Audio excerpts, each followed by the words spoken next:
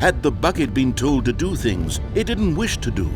What kinds of things does a bucket want to do or not want to do in the first place? These questions raced furiously in Stanley's feeble mind. No! He screamed into the bucket. He couldn't accept it. His own life in someone else's control, never! He squeezed the bucket tighter, his one friend in the entire world. At this point, he could trust no one except for the bucket.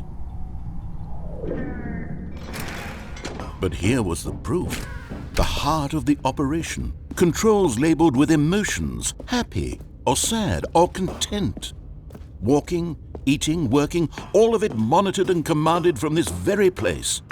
And as the cold reality of his past began to sink in, Stanley decided that this machinery would never again exert its terrible power over another human life. For he and the bucket would dismantle the controls for good. Two best friends, Stanley and the bucket, up against the world. They high-fived in a really cool way, and the bucket made a sassy comment about taking down the system. But at the last second, the bucket jumped in and pressed the button to turn on the controls. Stanley gasped in horror. Had this been the bucket's plan all along? To take over the machine and claim the power for itself? How could the bucket have betrayed him like this? Stanley was prepared to throw the bucket away in disgust when suddenly an image appeared upon the enormous screen. Birds. Silly, silly birds. The control buttons became active again.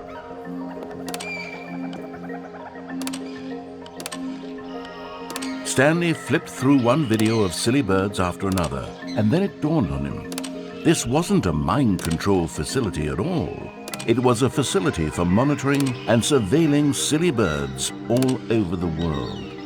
The mind controls were only a facade to disguise its true intentions. Had the bucket known this all along? Stanley marveled at the metal genius in his hands, the one who had pointed him towards this incredible discovery.